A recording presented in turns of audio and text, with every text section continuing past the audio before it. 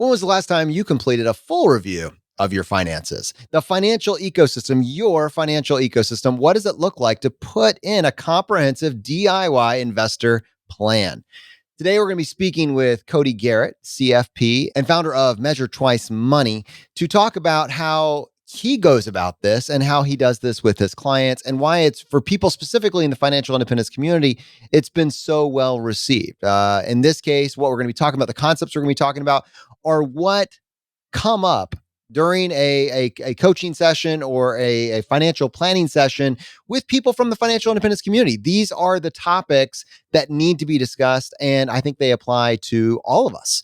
So the question is, do you know what you don't know? Obviously, that answer self-fulfills. And now that you do, what are you going to do about it? Welcome to the Ultimate Crowdsourced Personal Finance Show. This is Choose FI.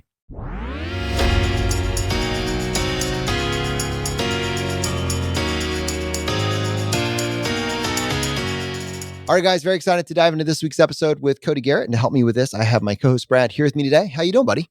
Hey, Jonathan, I am doing quite well. Yeah, this should be great. It's certainly financial planning for the FI community, right? For the DIY investor. And I think a lot of us are reflexively, cautious, let's say, when it comes to financial advisors, financial planning. And I think for good reason to some degree, right? We've talked about the importance of fees, but and how that can compound negatively against you. But we've also talked at length about the value of a financial plan. And I think that's what's so cool about Cody is that he is coming at this as a member of the FI community. And I've gotten to know Cody over the past year. Amazing resource, great guy. So Cody, with that, welcome to Choose FI. I appreciate you both inviting me to be here. I'm really excited and passionate about the FI community. I know we always laugh. I always call it Choose FI instead of Choose FI, right? The FI community, I've really been a member of really understanding what Choose FI and really defining financial independence for my own family since about probably 2017 or 2018, actually before I was even a financial planner. So, it seems like kind of the natural trajectory in terms of aligning with the community as an advisor now, as I can there's a lot of misconceptions certainly about, actually there's a lot of truth, right? First of all, about what a lot of advisors are doing, but there's a lot of misconceptions about really the value of truly comprehensive financial planning. So I'm excited to, go into some of those kind of the pros and cons and what to expect if you are to, whether you are to build your own financial plan without an advisor, or if you're going to be searching for one in the future. I had the opportunity to listen to an interview that you really just recently did with Michael Kitces on Nerd's Eye View, and we'll have the episode number and the links if people want to check that out. But the reason I bring that up is it's always so refreshing to get to talk to a certified financial planner from the financial independence community, and it's such a rarity. And I'd love to get your take on this, but I know for a fact there are so many people in the financial independence community that maybe do want to work with an advisor and have specific questions or things that feel like they're outside their scope of knowledge. They've been just a little fearful to tackle, and they come in with a list of questions to a potential prospective planner, and they ask them, I really have heard about this really cool thing called the Roth conversion ladder, and trying to figure out if this is a tactic that I could execute on. And the response is, well, what's that? And, interview over, right? Like that's like immediately we're not speaking the same language. We don't have the same goals. Like I want you to teach me. I don't want you to have to go learn this and report back. And so it's almost like you'd have to put so much work into helping them reorient because your goals are not the rest of the world's goals that you're like, I'll just keep trying to work on this myself or not look into it further. I'd love your take on that, truly being a CFP from the financial independence community. Right. It's pretty funny. I've heard that a lot from prospective clients with planning, as they say. I've interviewed a lot of financial advisors. First of all, they won't provide any planning without an expectation to manage my money. Right. But secondary to that, they say, hey, I'm really interested in these early withdrawal strategies like the rule of 55 or 72T, like, substantially equal periodic payments or Roth conversion ladders. And the advisor's like, oh, like, I'm not familiar with that. Like, and then they're kind of like, oh, wait, so who's going to be the educator here? And this, certainly I would say, of course, financial planners, like we all have to stay in our lane and knowing what we, kind of serving the types of people we serve. one of the issues with financial planners is sometimes their firm doesn't truly align. Maybe either the compensation model or even the value they provide doesn't truly align with who they want to serve. So going back to, when you're working with a financial planner who doesn't truly understand you, it's a lot of the technical concepts like early distribution strategies certainly are taught within the CFP curriculum, but the philosophy of financial independence is certainly not understood kind of like as a gross across advisors. And a big thing there is certainly, as we understand, there's a big misconception. They go, "Oh, you're one of those fire movement people," right? And what they mean by that is they focus way more on the RE than the FI. So what they assume is that you're coming to an advisor because you hate your job, you have a huge savings rate because you want to quit your job. Like they focus really on what you're retiring from rather than being focused on what you're retiring to. And they just, again, they have kind of an innocent ignorance about really what financial independence means. So certainly, I think a lot of financial planners moving forward, and that's part of my hope for the planning community, is that I can help educate that this is very different from what you read from articles. Like as you know, there's a lot of, so financial media is really interesting. So first of all, in the financial independence or just financial education space, the media is very one size fits all, dogmatic. Always do this, never do this. There's the top 10 things you need to do, right? So even within the financial independence community, we do have some of these kind of rules of thumbs we follow. Certainly, like the 4% rule, VTSX and chill, like some of these kind of sayings that catch on. The 3 to 6 month emergency fund. But are you suggesting that people in the financial independence community are dogmatic? Is that what you're suggesting? Are you saying that there's something that we have a bias towards?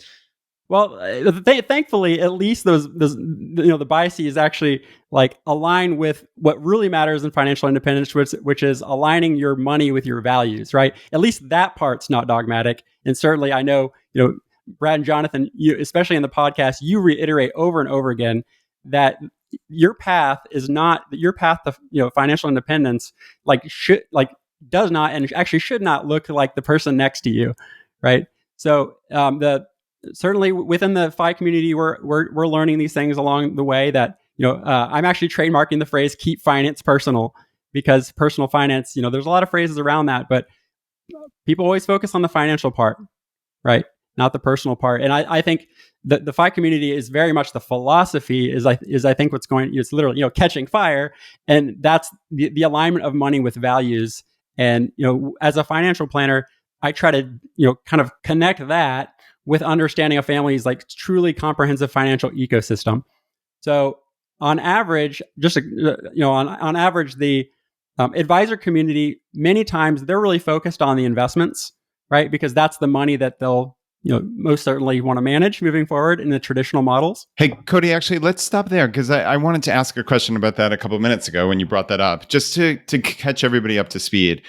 You said it's an expectation that a lot of planners have that they're going to manage the money. And I guess this leads into a discussion about the fee structure, the AUM. Could you give like a 2-minute overview to the listener who may not have ever heard of this before, why this is so critical to advisors and is such a potential negative for a lot of people in the FI community? Sure. So I think a lot of us can relate to this, and kind of maybe how our family, maybe our parents or grandparents, worked with an advisor at some point. Really, it's funny, the financial advice industry really came out of a place of selling insurance products, right? And even some of the institutions that build up and educate financial planners actually came from a place of selling insurance. So insurance was always sold, really as a commission product that, you may have heard people saying like, oh, well, I don't pay my financial advisor, right?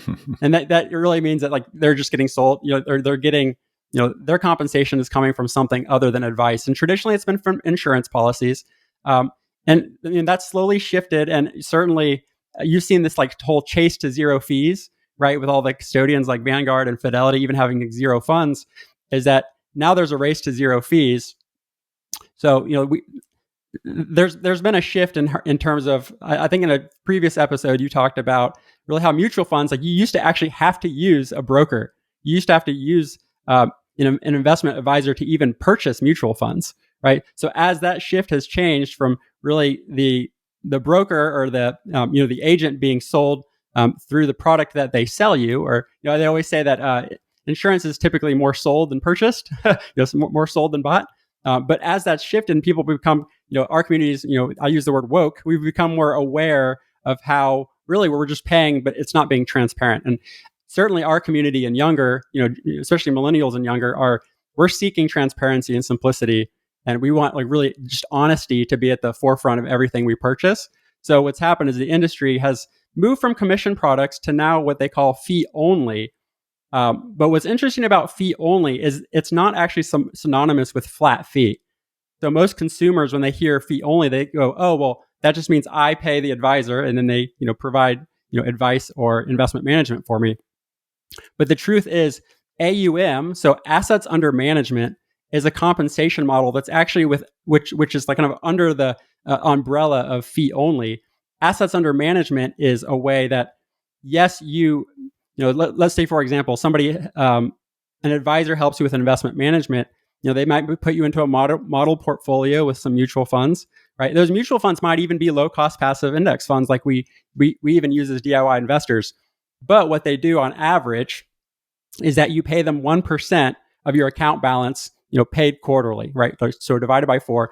So every quarter of the year, you pay, 0.25% of your account balance. So over time, we understand in the FI community, certainly we understand compound interest, right? There's two things that we really understand. One is compound interest. So like, what does that, we've discussed a lot, is what does that 1% do over time? Like let's actually set aside the value of what, working with advisor does at one point, which is saying, what does 1% do over time, right? In terms of compounding, kind of in the wrong direction that we, in terms of fees. And also a lot of us in the FI community, we follow, the 4% rule of thumb for distributions, right? So a lot of us are saying like, well, if that 4% turns into 5%, like that, there's no 5% rule, right? Or on the flip side, you're saying, well, if I'm using the 4% rule, the advisor gets 1% and I get 3%. Right. So, whether it's accumulation and the compound interest of that 1% AUM over time, or how that's going to affect your distribution strategy, our community is just very aware of the long-term effects of that fee. So what's moved even more now, so there's fee only, AUM sits underneath that. Now there's a shift right now toward advice only, which is really the comprehensive financial education for families without an expectation, obligation, or even the option to manage your investments. You had the trademarked phrase, or in the process of being trademarked phrase, bringing the personal back to finance. And I wanted to point out to people that, like, Cody, like I think you found Choose FI in 2018, and at that point in time, you were not a CFP. Is that accurate? Right. I was actually a professional musician. I was playing gigs, doing Broadway shows, arranging music for record companies, like a very different lifestyle. Actually, I say that 4 years ago, I didn't know what an IRA was, right? So talk about trajectory and, in terms of how quickly I think people can shift in terms of their career. Right. So I just wanted to point out, like, the knowledge curve, like you've zoomed up the knowledge curve. You were already living a FI lifestyle without maybe knowing all the terminology at the point. In fact, I know even now with your CFP business, your savings rate is very, very impressive. And we can talk a little bit about your, kind of what you've built for yourself there. But what I really wanted to go to is the knowledge that you gained by being in the financial independence community, not just being here in terms of immersing yourself in the groups, but actually implementing that knowledge for yourself and then scaling on top of that. And then to the point where you're teaching others is unbelievably valuable. This information is unbelievably valuable. And we're at the point in time where you can Google any question. We can all Google what a Roth conversion ladder is, and maybe we'll get an answer. But it's that next phase of taking a concept and applying it to a personal situation and sifting through all the noise to say, how does this apply to me?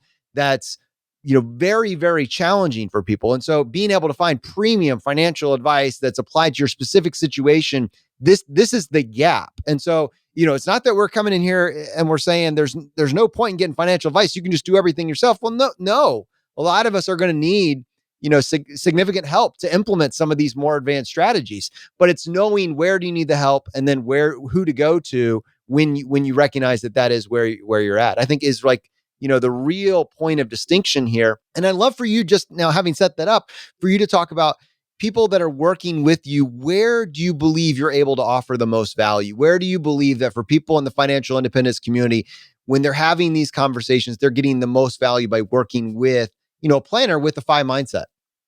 Wow. So that's a great question. So there's really two sides of it, right?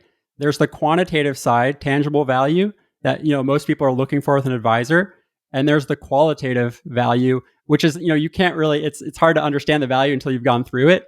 So I'll actually start with the qualitative value because I think that's the thing that sticks with people and makes you go, wow, I didn't realize, right? This is what financial planning could be. And actually, the funny way I say it is the product that I provide as a financial planner is actually clarity and confidence, which are two things that you can't, like, there's no quantitative metric for how you feel and how you think about money.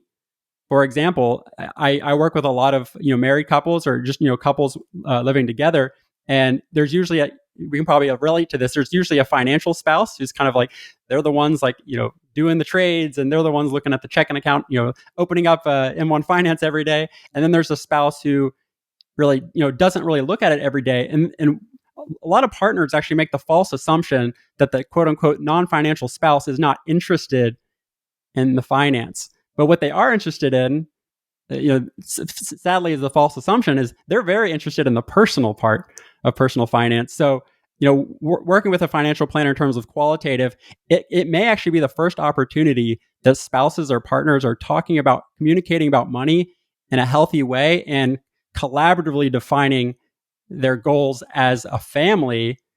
Sometimes there might, I know certainly in the Facebook community, there's this question often of like, how do I get my spouse on board with FI, right? And having a third party, like, more of like an objective opinion that, the second opinion, having a moderator, a mediator between spouses and like helping collaboratively define those financial objectives. And certainly on the qualitative side, that can be a dynamic qualitative value. Yeah. And Cody, I'm curious, how do you facilitate that? Right. So someone comes in, two significant others, spouses, whatever you want to call it. They come in, they're sitting down in front of you. What do you do to open that line of communication that these people may never have spoken about money ever before? Like, are there initial questions? How do you talk people through that just to get the ball rolling? So I actually lead the qualitative financial conversations I base off of quantitative metrics. So what's really interesting is I collect all of the financial data, right, which is typically like 40 to 50 financial documents before we have that meeting to define scenarios for planning. But what's interesting is I believe that those quantitative financial documents actually tell a story about a family. My big joke is that if I have a pay statement, a social security statement, and a tax return for a family, sometimes I know more about their family, especially the financial side, but sometimes I know more about them than sometimes they realize about themselves. And a good example of this, so this is a possible scenario where I can learn a lot about, especially the non-financial spouse. So a family will send me their social security statement. Most of them think they're sending it to me because on page 1, there's the, what you'll receive at age 62, full retirement age, or age 70 for Social Security benefits. But first of all, we can talk about this later, but really those numbers are wrong. They really assume that what you made last year, you're going to make until you claim benefits, which in the, the FI community isn't really, usually realistic. But what I do is I go to page 2 and I look at the earnings history, which says literally every year that you've had earnings for Social Security reasons. And I can see there's two things on a Social Security statement that some families may not know that's there. It's one is I know their date of birth. And second, I know the first year they worked and how much they made that year. So let's say, for example, that Susie is the non-financial spouse, right? I can actually start the conversation by saying, hey, Susie, I noticed that you started working at age 15. You earned $2,000 that year. Like, that's incredible. Like, tell me about your first job. So what's really amazing is you can take this like black and white quantitative data that tells a story about a family and turn that into a very really an opportunity for active listening. And what's really amazing about that is when I asked Susie about her first job and exactly how much she earned and what year she started working, that question only applies to her, right? So that's a really great opportunity to start aligning how we think about money with how we think about our lives. And that's very different from going into a meeting and just saying, Susie, tell me about money growing up. Right. And or there's a question some people ask. It's, tell me about your first memory with money, which is actually a pretty cool question to ask.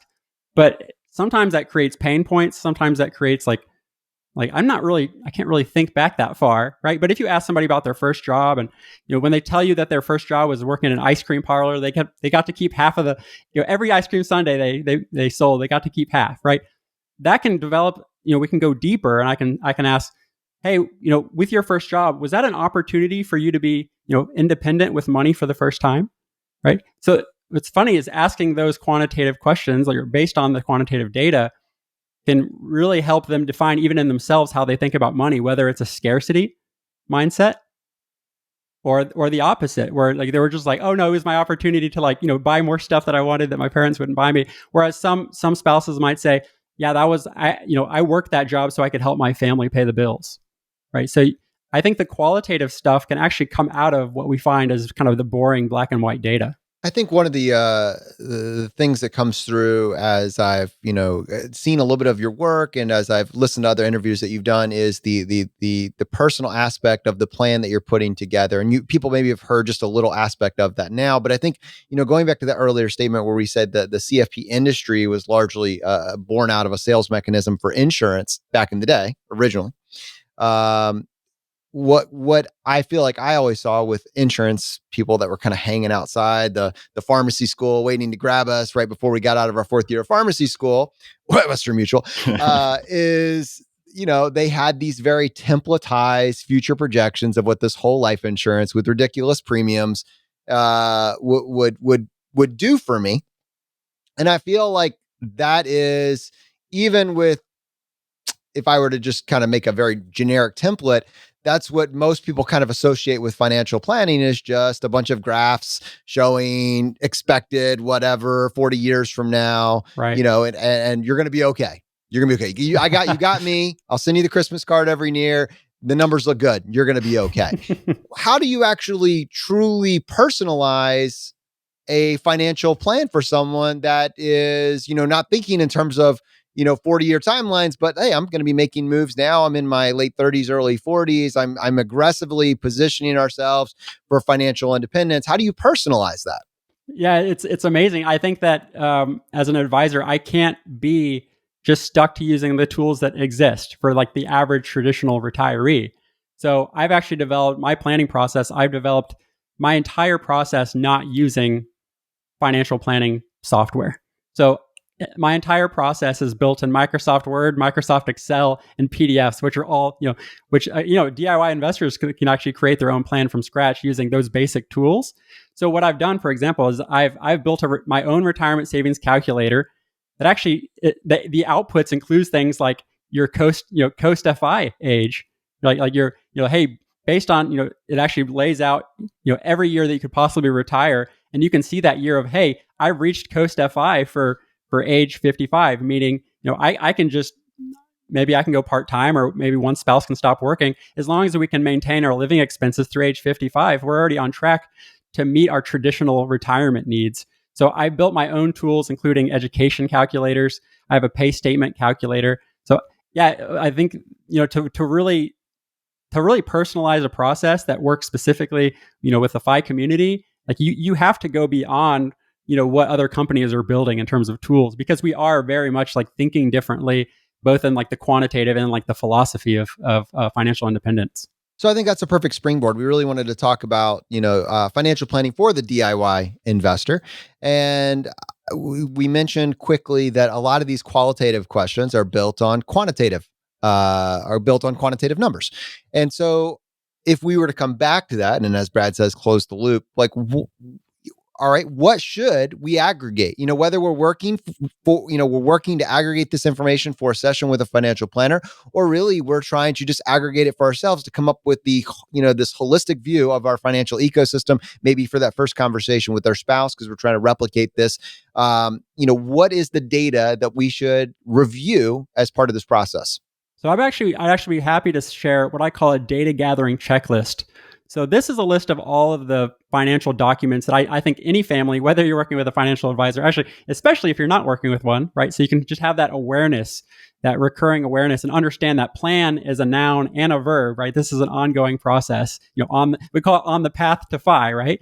So as we're going on the path to FI, it's important to look at all this, what I call your full financial ecosystem. So a data gathering checklist includes, I won't talk about everything on it because certainly we'll share the link, but um, that really includes things like understanding your real estate, right? So like, when's the last time you look at your appraisal district website, right? To see not like maybe the history of your appraisal for your house.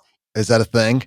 I, Yeah, I look you're on like, what? Zillow. Should I be using a different number? You're like, yeah, like, am I homestead in my house? Like, am I like, yeah, what is the appraisal of both? There's a land value and a home value, like a property value. So just understanding more about your property. Sometimes you might find information on there about, what the county assumes the last time, when your last roof was put on, right? So, there might be, you might want to correct some of that things as you review them. So, real estate. Another one is certainly all your investment statements, right? Bank accounts, taxable brokerage, retirement, things like 529 or Coverdell for education, right? Just understanding, it's really important. We think of all these things as squirrely accounts in our lives, like we just like, oh, we have money over there and money over there, but not until you pull it all together can you understand like the really consolidate your financial ecosystem. On the investment side, that's an opportunity to look at what I call like your total portfolio, right? Rather than looking at things sporadically, you're like, okay, all this money. So all of these different things in my life are playing different roles. And the analogy I use is imagine like a baseball field and every one of your accounts is a different player on the field. A lot of families, especially, I certainly see this in the financial independence, is that we kind of invest the same way in every account. So it's like every player on the baseball field is standing on first base, like with a baseball bat in their hand, right? So it's really important. First, you kind of have to make record and note of all of these things, consolidate them, and then you can figure out. Then you can kind of, it's kind of like bringing in the baseball team to have a team meeting, right? And then you can go. I always say that if you don't tell your money what to do, it tells you what to do. So we're going to give in terms of investments, we're going to give every dollar a job and a use by date. So, Cody, let me drill down on that. So, let's just talk about me personally and how I go about tracking my net worth and looking at my statements. I do a quarterly net worth. Basically, I have Personal Capital linked up, but I do my own Excel sheets quarterly. The first day of the next quarter, I just go into every single account. I log in, I get a balance, and I'm kind of happy just with the balance. But I guess my question to you is there additional information that I can glean from these statements? And should I actually be looking a layer deeper and tracking what exact investments I have inside of all of the various accounts that I have? Right. Yeah, it's really important. I think most of us think of these things as like you have like a vehicle and passengers, right? So like your Roth IRA, your 401k, your 403b if you're lucky enough, right? Like all of these things are vehicles, and it's really important to understand that there's, especially in tax, in the tax world, there's really tax efficient passengers for each vehicle, right?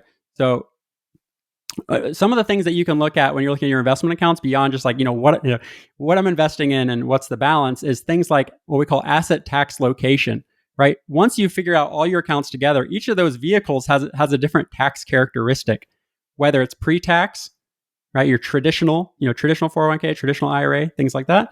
Then you have your taxable, which we know is just our taxable brokerage accounts.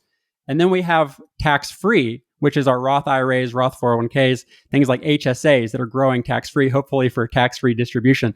So one thing that you could do, Brad, in your spreadsheet moving forward is maybe you can make a pie to show what is your asset tax location, what is your balance between those three tax characteristics.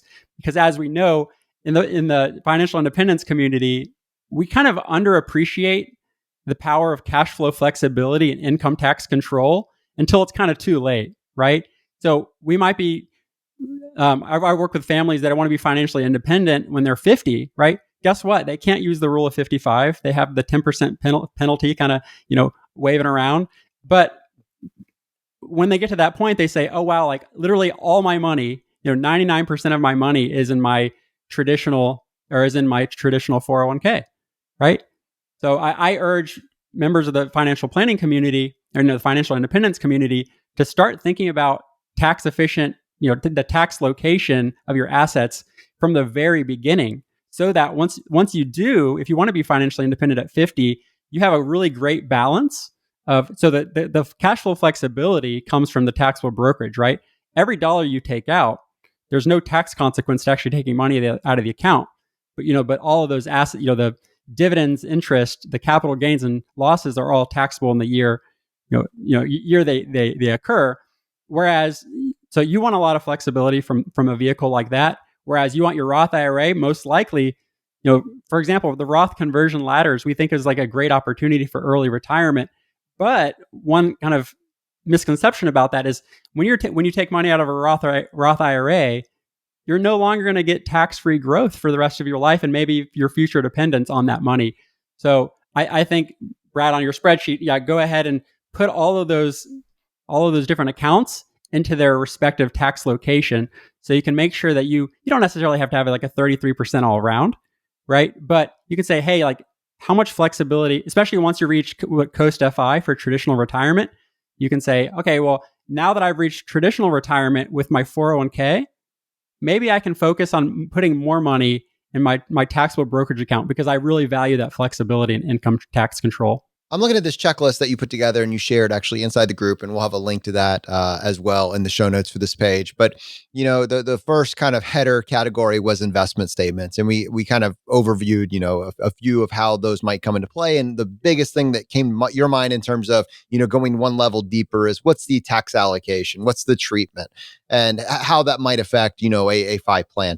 If you keep scrolling down, the next one is liability statements. And, all of us can probably have, mortgages, in some cases, car loans. Many people still have student loans, credit card debt, maybe additional private loans. Like, when they're reviewing these, is there anything that comes to mind in terms of conversations that should spill out of this? Absolutely. With liabilities, there's a lot of debate, right, about should I pay off my debt or quote unquote invest the rest? And what's happening right now with low interest rates is everybody's coming, not everybody, right? But most, especially within the financial independence communities, we're coming at this as like a very rational approach. So for example, over every rolling 30-year period invested in the S&P 500, going back like all the way to like the 1920s, the annualized total return has the lowest it's been over a 30-year period is 8.5%, right? So there's this rational approach of saying, okay, well, interest rates so the interest rate on my 30-year mortgage is 3.25. Like, no way I'm paying that off early, right? But the one thing that's important in terms of doing your own financial planning is, yes, it's important to understand the rational approach. So you got that covered, right? But now it's important to understand the reasonable approach, which is going back to thinking about my money in terms of time. So if you're going to look at your liability statement, why not look at maybe determine, maybe you can build your own calculator, or certainly there's a lot online. Go ahead and calculate, hey, what age will I be when my mortgage is fully paid off, if paid minimally, right? It may not be a bad thing for you to have a mortgage till you're 70, but just have the awareness, right, that's going to be the case if you pay it off minimally.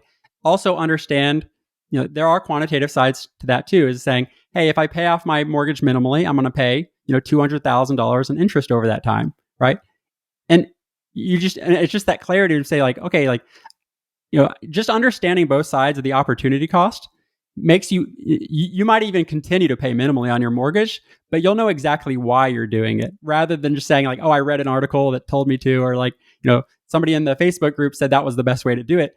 If you look at the rational and reasonable approach to every financial decision, you have so much clarity and confidence moving forward that you made the right decision. This is just a timely little anecdote, and I don't want to rob any more of the stuff that we're going to review. But going to that exact point, interest rates are insanely low right now. I mean, we're at like a 30-year floor probably on these things. Maybe they've never been lower than they are on average right now.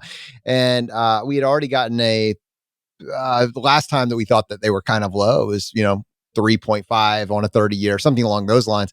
And we locked one in for our mortgage, and now I found out I could get a 2.75, something like that. It's something absurd on a 30-year, 2.75. And and I think I had a point, 5 points, trying to remember. It had about $5,000 in what it would cost me to refinance this thing. To do it all over again, right? To do it all. So I'll add 5,000 to my balance and I'll reduce my monthly payment by some $160 odd a month, something like that, and my recoup time. And I'm just saying all this to say, I actually ended up deciding not to refi because I think I'm just going to start paying my mortgage down a little bit more aggressively. I don't think I'm going to have this for, I mean, I'm sure I'll have a mortgage for 5 more years, but I don't think it's going to be worth the friction to actually go through that. But that's a decision I made just in my own head. Didn't really communicate it, too. If we had actually gone down the path, it would need to have been agreed on. But going through some sort of liability statement like this and using this as a springboard to have these conversations. What are our goals with regards to our mortgage? What are our goals with regards to, are we going to take out debt in the future? Or are we going to move towards increasingly debt free? And we're going to prioritize paying down all of these things. Like, all of these should be springboards for these conversations or opportunities for these conversations with your partner. Absolutely. I think that also one thing that we there's also debate about, renting versus buying, right? We don't have to go too much into that, but really, I think it's important for people to understand that your house payment, what they actually call in the mortgage lending business, is PITI, which is your principal, your interest, your tax, your home, your property taxes, and your homeowner's insurance. PITI is understanding, you might want to create your own rule of thumb for how much leverage you want to take there, right? So the rule of thumb that mortgage lenders take, which again, they always want you to kind of take a bigger house than you might be able to afford. They use a 28% of gross income or less is like a healthy benchmark for PITI. So maybe as a family, you can create your own benchmark for leverage, saying, hey, we don't want our PITI to exceed 20% of our gross income. So just because there's rules of thumb out there, like, doesn't mean you can't create like your own for your family. Say, hey, like we're going to create our own philosophy and our own framework for how we're going to leverage our property. Cody, it's interesting how, I think about personal finance a fair amount, obviously, as you would assume, being a host of Choose a Five. But just that thought that you brought up about, okay, how old are you going to be when you still have a mortgage? I never thought about that. We just refinanced recently, and that means I literally will be in my 70s, my early 70s, when I still have that mortgage, if I don't pay $1 extra. That was a sobering thought of, wow, do I really want to be 71 years old and still have a mortgage? So it's interesting how, even for somebody like me, who again thinks about this fairly often, like, that was a thought-provoking question. So, I mean, that was very cool in and of itself. I guess I'm going to ask a very similar question about the liability statements that I asked about the investment, which is, when people are thinking about their financial plan for the first time. And okay, again, it's pretty obvious you would put the balances down, but what else do you suggest? Would people put the interest rate, the term? Like, what are people looking for outside of just the very obvious, hey, this is what I owe on my credit cards, or this is what I owe on my house? Right. Certainly interest rate. Another thing that's very important is PMI, which is called primary mortgage insurance, right? So if you buy a house right now, typically with less than 20% down, you're going to be paying primary mortgage insurance. So you're actually paying for insurance that, if you're financially stable, you probably don't really need that insurance, but they force you to have that insurance until you've paid 20% down. So one thing that I do, so this is the connection between the you're going to go in and you're going to look at your appraisal district website to see what the appraisal on your house is, not just going through Zillow, but like through what your county thinks it's worth. So you're going to connect, you need to calculate the equity that you have in your house. If your equity is greater than 20% and you're paying PMI, guess what? Right? You need to knock on the door, give a phone call to your lender and say, hey, I would like to request what's called an external appraisal, right? So for example, my last house, like, I was just at that line where I thought if my house was just worth like 20,000 more, I could remove PMI, right? I removed about 3 years of $90 a month of PMI, right? By doing $100 external appraisal on my house. Wow. Right. So that's one thing, like, you connecting the appraisal district information with how much you owe on the mortgage. Another thing too is that a lot of people, they escrow, right? They have this escrow account where you pay in your homeowner's insurance and your property taxes directly as a part of your mortgage payment. And I know we're trying to be super efficient with like getting extra money even on our cash, right? So why not, especially if you're at a healthy place, maybe you want to self escrow, right? Maybe you want to maybe you want to save for those things yourself, right? Whether it's like high yield checking or however what, it's not really about making money on the cash, right? Because that money needs to have an objective, an investment objective of stability and liquidity.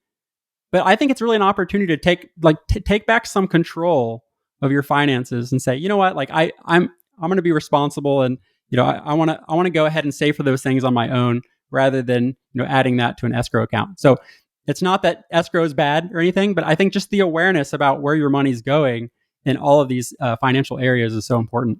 Cody, I'm referring to this checklist. I really hope that everybody listening to this does take the time to use this as a springboard for this data collection and also hopefully the conversations that come out of it. The next category on here, income and expenses. And we talked about how much can be gleaned. I find that the most useful pay stub for me personally is that last pay stub of the year, if I have it, just kind of like that year in review pay stub. It's just so much data on it. When you combine that with the social security statements, that seems like that you've pointed out how that might actually be used.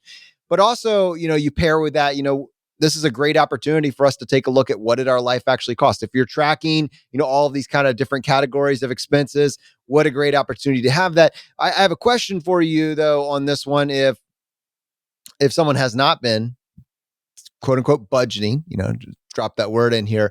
Do you have any quick tips for what you would want to know in terms of annual living expenses? It's spread out, some coming out of checking, some coming out of credit card. What is it that you really want to know here under this category? So in terms of expenses, I think this is what's funny. So people think about budgeting as like a 4-letter word. It's like nobody likes the word budget. But I've actually redefined how I think about budgeting. I call it budgeting 2.0. But the way I define budgeting is, again, going back to that aligning your money with your values. So I say budgeting is about reducing expenses on the things that don't provide value so you can spend and save extravagantly on the things that do. So I'm just going to share a little exercise that I do.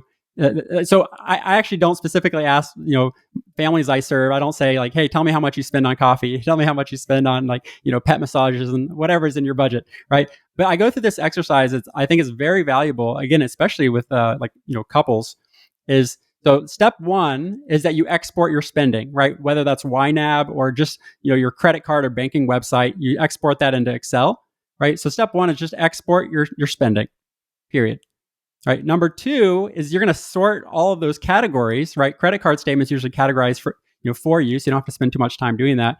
So number two is you sort those categories by largest to smallest dollar amount, right? So that really shows like where your money's going. Of course, in Excel, you can quickly just say like, what's the percentage going toward this thing, right? That's important. I mean, it's really interesting when I find when families say like they actually spend less than 1% of their money on like continued education or therapy and things that like really can move the needle in terms of like providing more value to your life. Sometimes like the smallest part of the budget is actually could really help in the long run.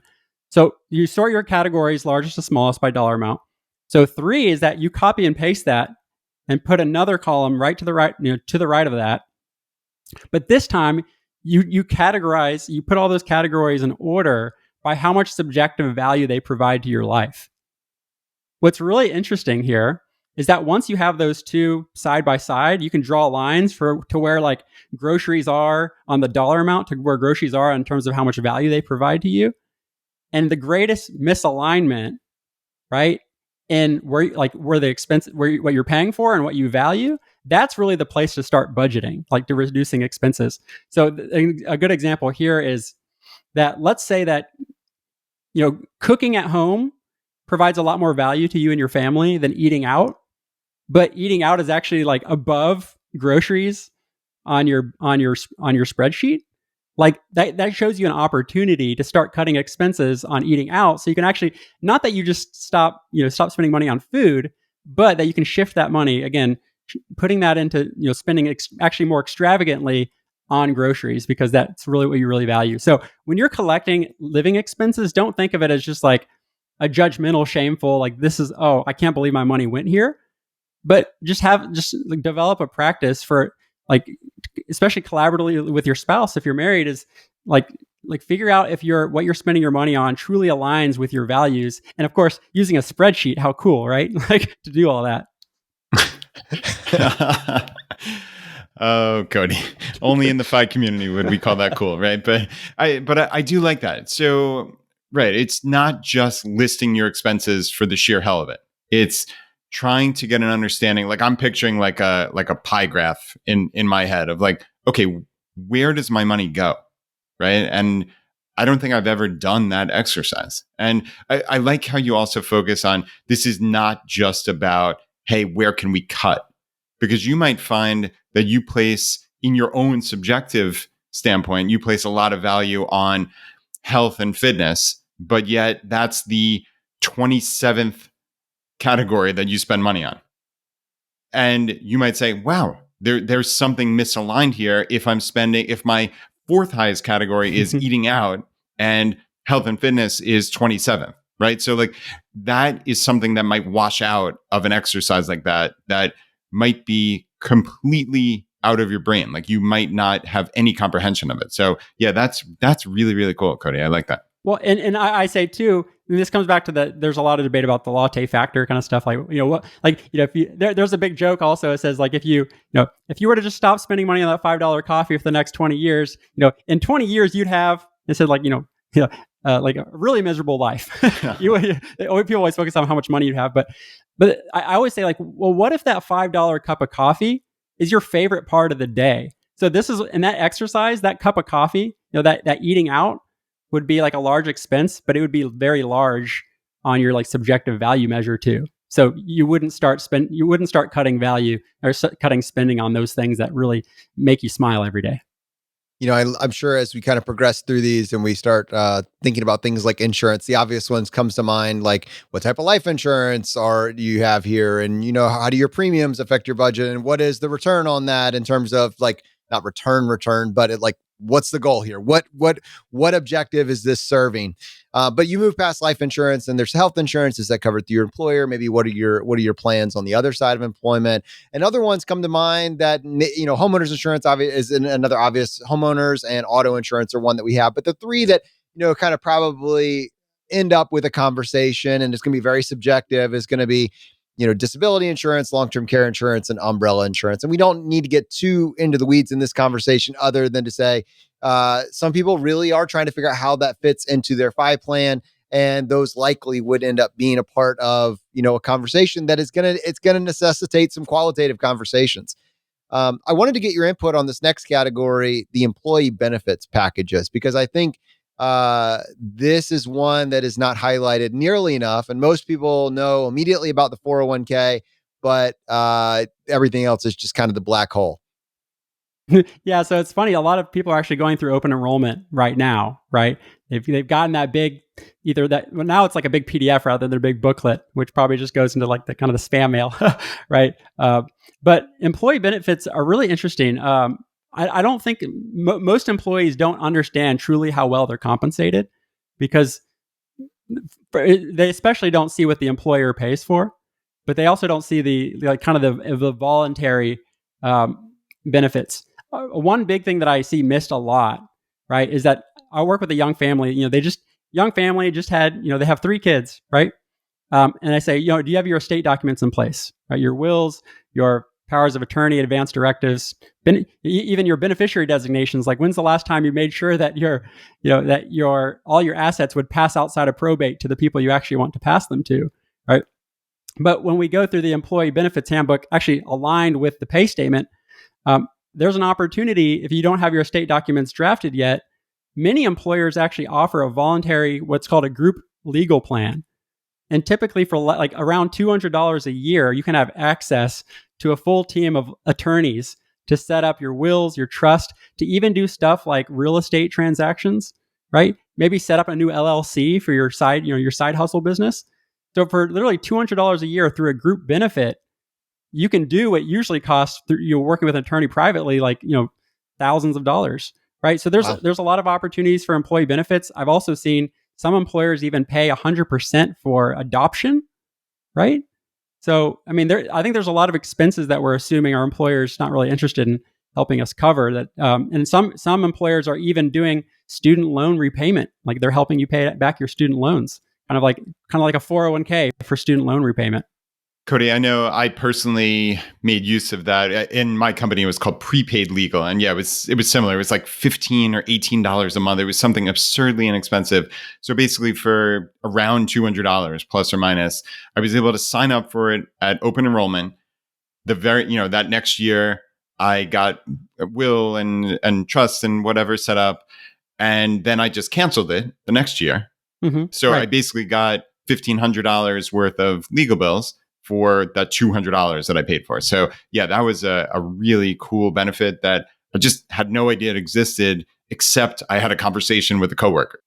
And that's another thing. That's another thing you can do with your vision plan, right? So some people are like, I'm only going to get glasses like every 2 years, right? Like, and again, I would think of dental and vision as less about insurance and more of a discount plan, right? So I would say health insurance certainly is like real, like you need that's real insurance. But I think a lot, especially in the FI community, we can kind of self fund probably dental and vision. But if you're going to do something like vision, yeah, maybe think like, hey, I'm just going to get my like tons of boxes of contacts every 2 years, right? And just like kind of like flip that switch of on and off when you're not using it.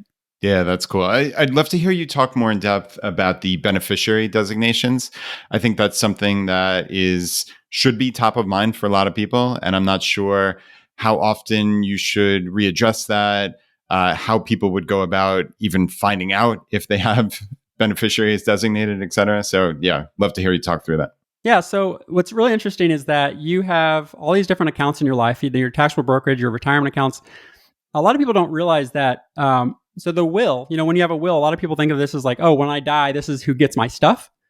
The will is actually secondary to account titling and beneficiary designations. So what this means is on every one of your retirement accounts, IRAs, 401ks, otherwise, and insurance policies as well, you can list both primary and contingent beneficiaries. So that means that if I had my wife Marissa as listed primary beneficiary for my 401k, if something were to happen to me, it would actually pass directly through to her. So all she would have to do is provide her ID and a death benefit to, let's say, M1 Finance or Fidelity, and they would create a spousal IRA for her.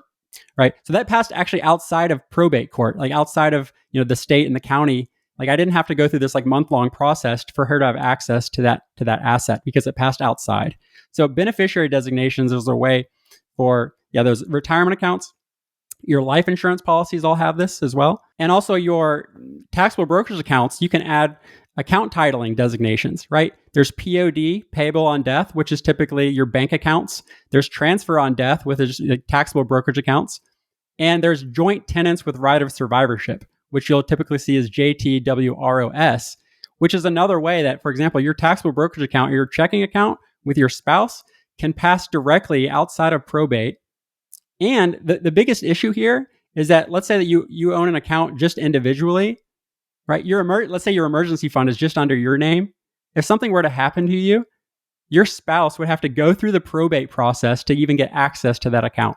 So that it might be 6 months before they can get to that emergency fund, right? That you really needed like immediately upon death.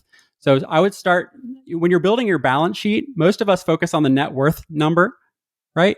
But I would say on a balance sheet, the two things to focus on are account titling, beneficiary designations, and then the second part is again that asset tax location of really how much control and flexibility do you have of all your different accounts. Cody, one point of clarification. So are you saying that these designations, they supersede what would be in your will? So let's say hypothetically, I have, if I get hit by a bus, I would assume, in my will, everything would go to my wife, Laura. But let's say I had an old IRA that, I opened when I was 20 years old and my brother was put on as the beneficiary. Would that pass to him since he was specifically designated as the beneficiary, or which would supersede which, I guess?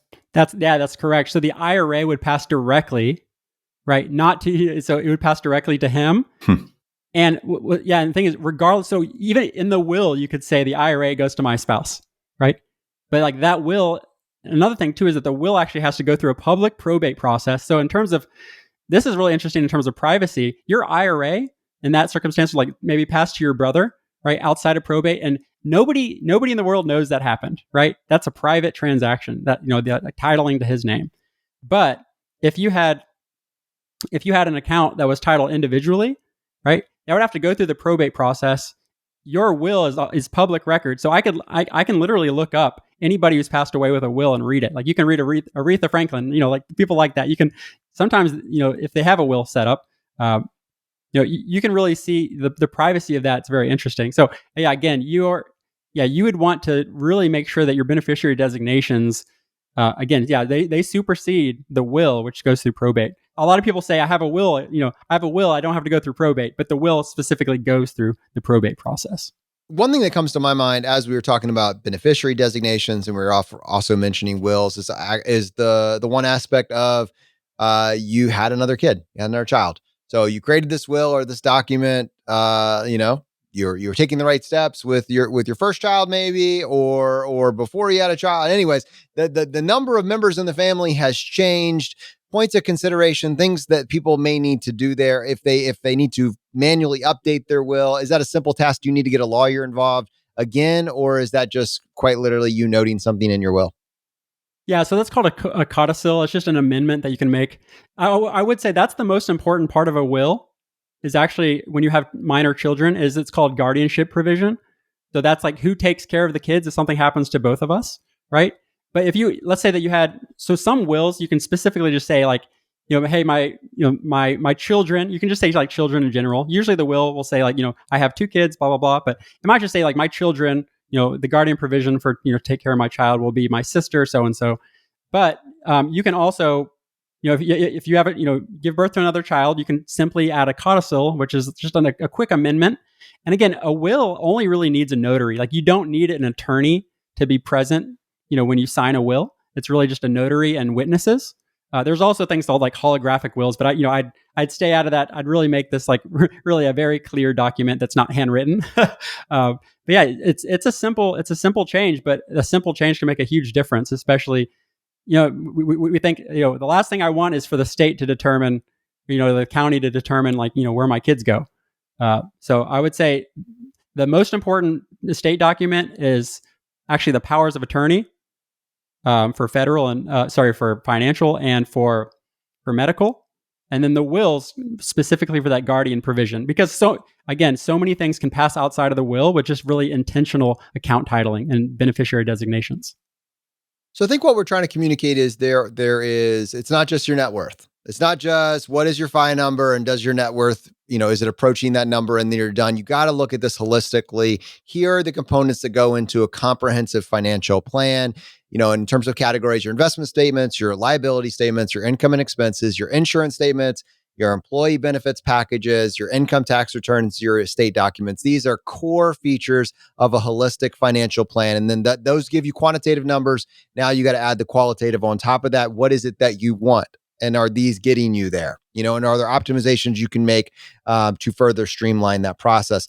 So the next part of that I wanted just to circle back to, and through the lens of working with an advisor, is just that financial planner is a very broad term that covers a huge array of services, some of which are much more optimized than others. And many people in the financial independence community, once they've seen the race to zero with fees with their funds, resent the fact that on their $2 to $3 million portfolio, they're paying $20,000 to $30,000 a year to have their money be in an index fund, where it's just trying to keep up with the market. And they say, well, this is the least optimized aspect of what it is that I'm doing.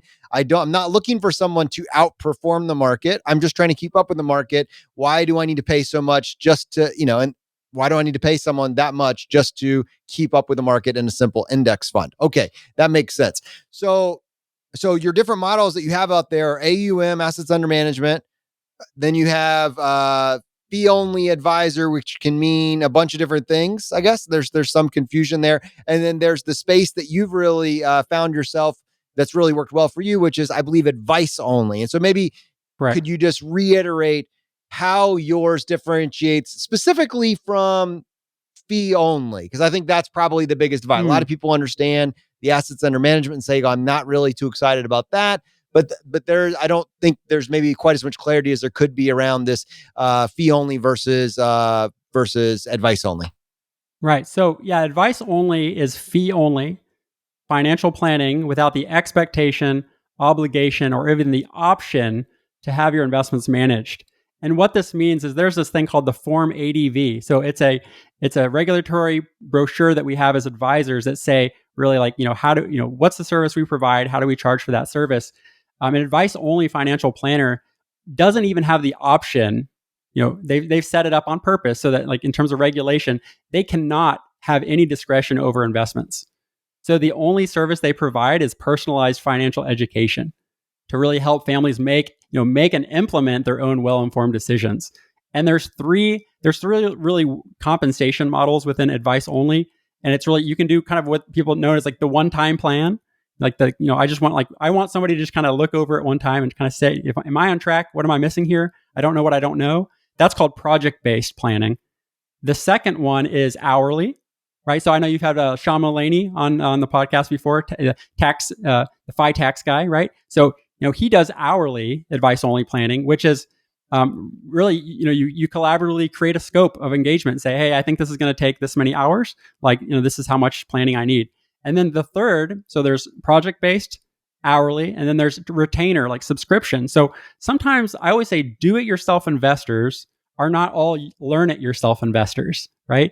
So they might want that, they don't want the advisor to be the hero of the story, right? But they really want a guide for like ongoing accountability. So if you want to work with an advisor, a financial planner who's not going to manage your money, but you want to be able to kind of check in with them maybe quarterly or monthly, there's a retainer subscription model that a lot of financial planners use. All right. And I know when a lot of people hear the word only, especially in the general public, I just want people to really latch onto this. When you hear the word only, like fee only or advice only, they're like, well, you mean I want the whole package? I mean, I want everything. I mean, I want the ultimate package. That's what I want. And I think only maybe in this community, and only maybe with me reiterating it, can you appreciate that? No, what you actually wanted was the information, the advice, the coaching, the someone to help you get the results. You did not want everything else, which was the bloat that was dragging your portfolio returns down with that, assets under management model.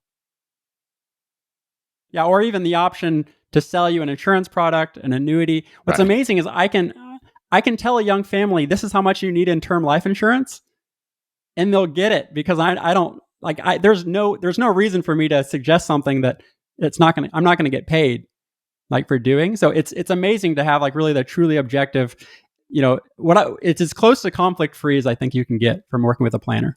Yes, that's completely it. And so while obviously there's conflicts of interest with pretty much everything, right? I mean, it's some sort of trade of value, your money for some sort of service rendered, but it gets worse as you go down the spectrum. The assets under management model is the person that thinks, wow, my financial planner is free. I don't pay him a dime. No, they cost you half of your portfolio's returns over a 30 or 40-year period. I mean, they probably cost you millions of dollars in this particular case. Hopefully you are at least able to keep up with, it's that sort of thing. All right. And then we move our way down, and then it's a fee only advisor. And then this is so actually AUM is still within fee only. That's what's tricky. Right. Okay. So it's AUM inside of fee only. And Danny Kenny came on our show and he was talking about this. You have to ask people, are you a fiduciary in every aspect of your business? So on this aspect, I'm a fee only advisor, but I also sell insurance products over here. Like, how does that blend? If their profit center is insurance product, you might end up finding that whole life insurance is actually the solution to a lot of life's problems on a, frequent enough basis to not be a coincidence.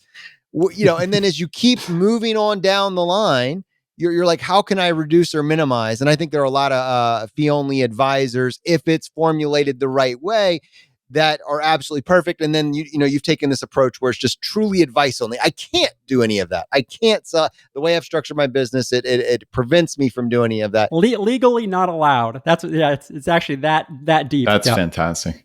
Cody, do you find that there's any hesitation for people actually paying you for a plan or advice. And I guess this to me actually gets to one of these kind of quirks in our operating system as humans, right? Like Jonathan latched onto this, and I wrote this down before. Quote, I don't pay my advisor. You said before. A lot of people think that because they're not literally cutting a check to the advisor for that 1%, which seems innocuous, right? Oh, it's just 1%. And it gets taken out. They're not writing that check or they're not sending the money.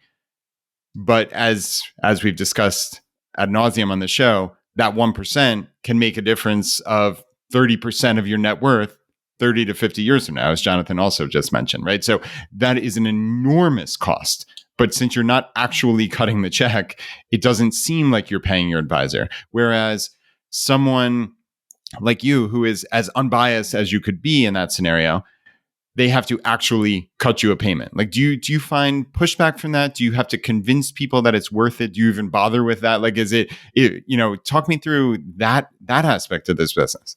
Yeah, the analogy I use is, for example, most of us pay our income taxes through withholding, right? Imagine if withholding didn't exist and everybody had to send their income taxes in, if they had to write that check physically every year to pay income taxes, right? Like, so it's very much that same feeling of like, wow, like again, this comes back to the clarity, right? Of I mean, people are paying for things, they just don't. And Jonathan, you mentioned earlier that the internal expense ratios, right? Like, not only are you paying maybe 1%, but they've got you in 1% funds sometimes, right? So just the compounding. So yeah, I think first of all, it's the clarity of understanding what you're paying. But I do believe that, especially like our community, we really value transparency. Like when somebody even comes over to our house to like fix the sink, we're like, just tell me what it's going to cost. Like, if you tell me how much it's going to cost, like maybe per hour, or like, you don't get charged, and like, it's kind of gross, right? But you have somebody come over to like fix your toilet, like they're not going to charge you based on like how clogged the toilet is, right? It's just like, just fix the toilet, and I want to know exactly. You get that quote up front. I think that the families I serve don't really question the fee because they understand that the value is a multiple of the cost. And I think that that certainly is tricky for advisors. The reason it's kind of worked out for me is what I kind of did on accident is I believe that the best way to learn is to teach.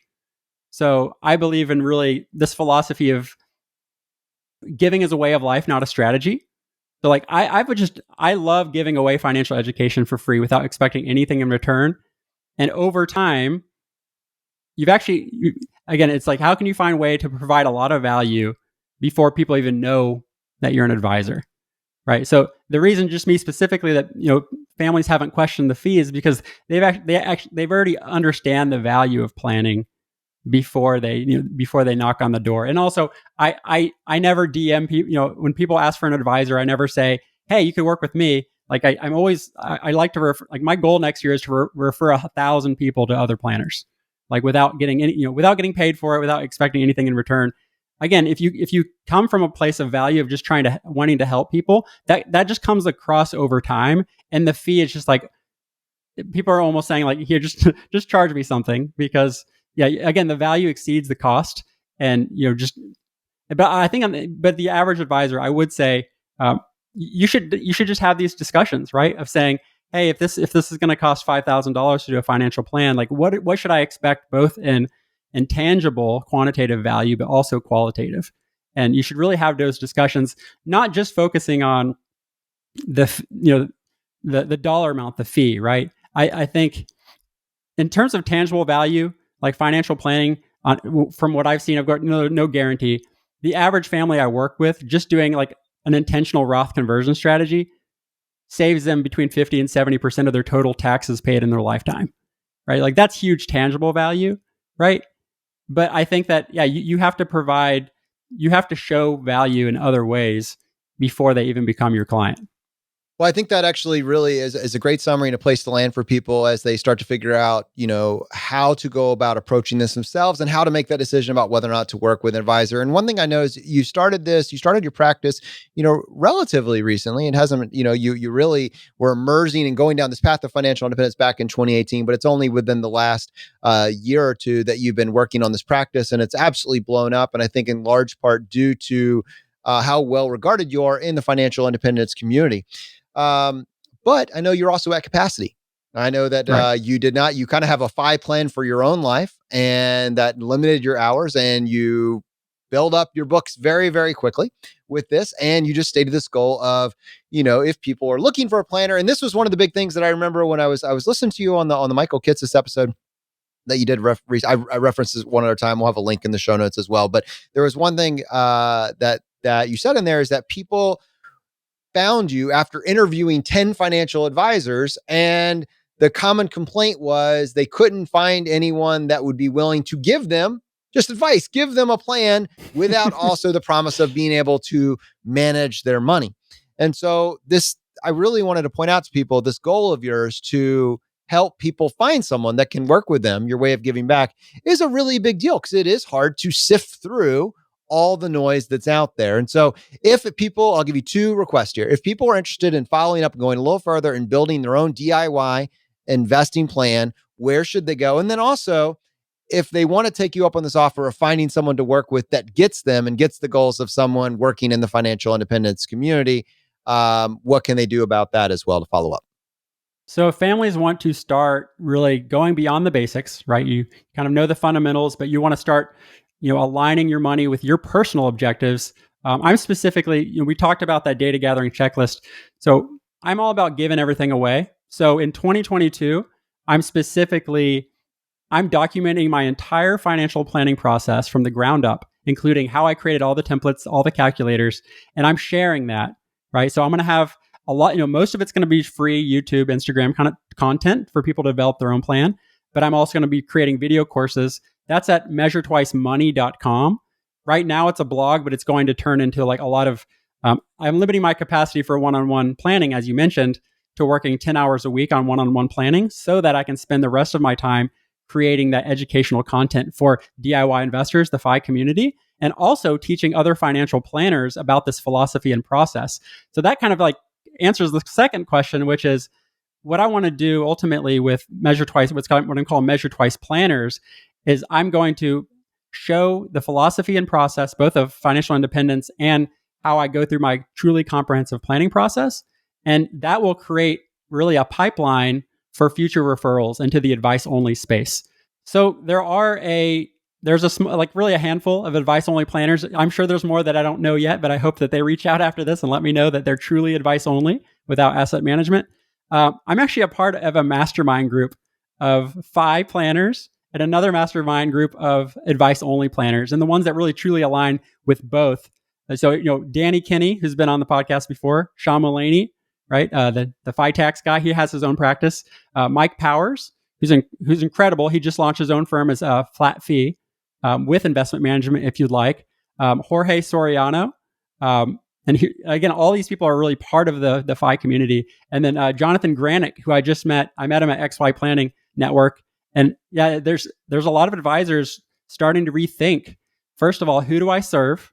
Second, how do I provide value? And then only then, what's the most appropriate way for the families I serve to pay for that service?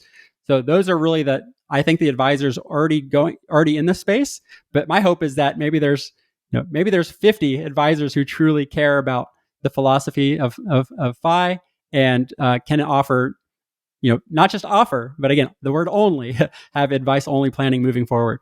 I just want to add, just this general endorsement here in that it is very encouraging to find financial planners coming out of the financial independence community who've been able to build a business model that is financially rewarding for them, but also really in the best interest of the people that have goals in this community. I mean, that really has been, you talk about financial planning, but you always know, man, there's so many sharks out there. There's so many sharks out there. And what would it look like for the knowledge, which is so critical, and the advice, which is so critical, to truly be aligned with the overarching goals of this community? And just to see you, really talking about that and being able to highlight these individuals, and to see more people realizing we don't need that crap. It may have felt like a necessary evil before, but you can actually have a successful practice.